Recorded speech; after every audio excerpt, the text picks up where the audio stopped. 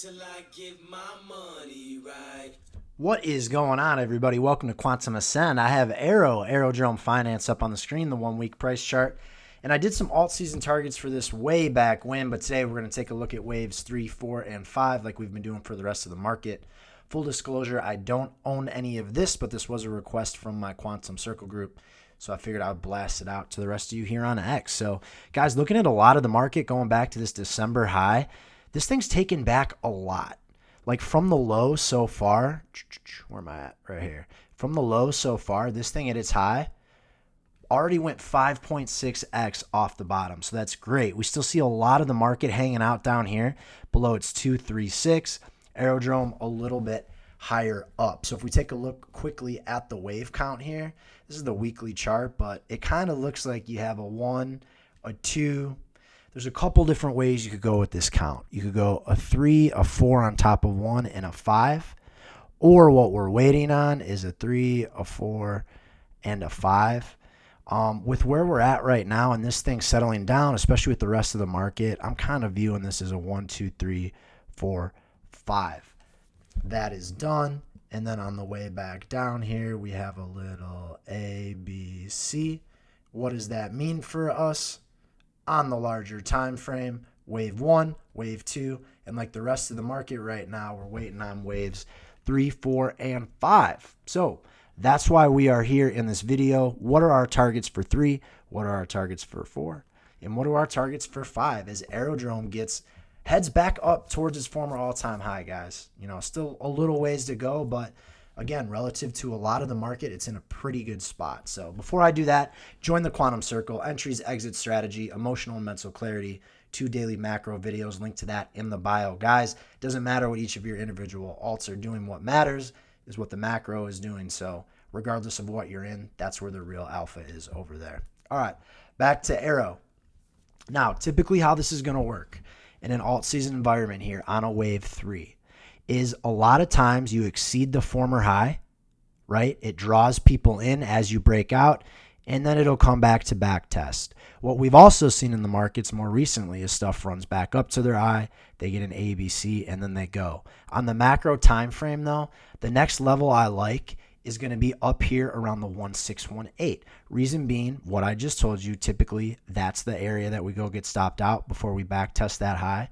Additionally, though, if I take this wave 1 to 2 drawdown, pull it all the way, well, full extension of this is right up there at the 1618, where we were already looking at our wave 3 to come in, right? Additionally, looking for confluence on the way back down because we know we at least want to test that high. A lot of times we'll come back down into this area. Well, I see the 1618 of this range and the 786 of that whole range right there at around $1.90. Okay, and so this fourth wave typically is going to be between a 35 and 50% for alt season. Based on the factors I just told you, let's see what this ends up being. Boom, 47%. Fits right inside our parameter there for a wave 4. What would we be looking? Potentially a full blow off, full extension here for AERO 5. Wave 5 up there around $9. And guys, here's the thing. This hasn't been around in an alt season before, so I can't show you price movement from the past. But this could end up being 2 green candles that get us all the way up there, right? It might not be as easy to count out the 5 waves up. One other thing I want to show you too is if we look at the distance of this first wave, check this out. And I take a bars pattern of that, right? This was the distance of that first wave move. If I put it to the low of the second wave, well, gets us right up in that area, a little bit above the third wave, right? But you can see that this first part here, bam, that third wave hits it, pinpoints it. Oh no, sorry, that's the arrow.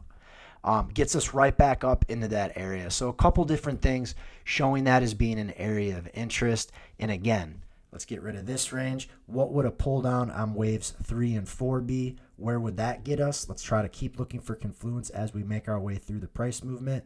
Check that out. Bam! I actually didn't even know that was going to happen. I'm doing this live with you guys.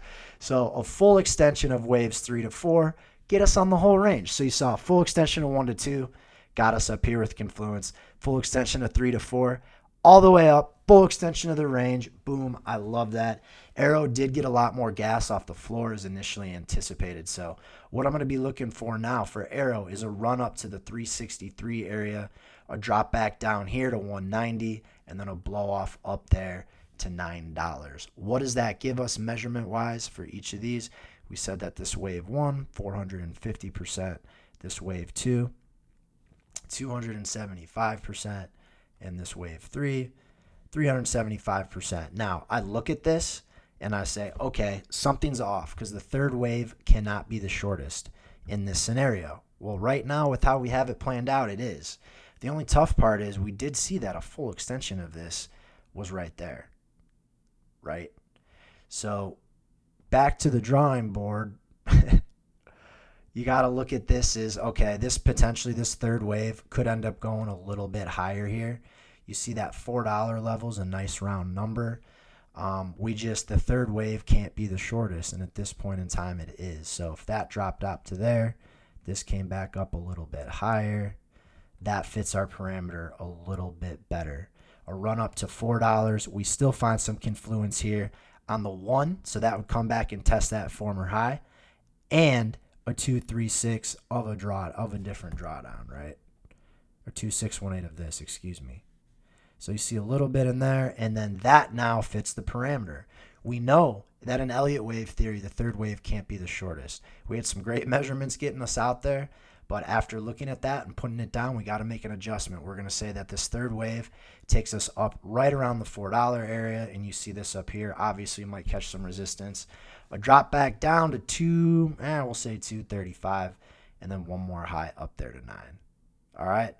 So that's what we got. And you see, for the most part, we're respecting all of these full extensions on the fib ranges. I really liked how our initial one was drawn out there, but that third wave just can't be that short. So we're going to look for a run up to 4, drop back down around 230, final up around 9. That is how we do it, my friends. Like I mentioned earlier, join the Quantum Circle, real-time trades, access to my portfolio, 2 macro videos a day, a Discord channel.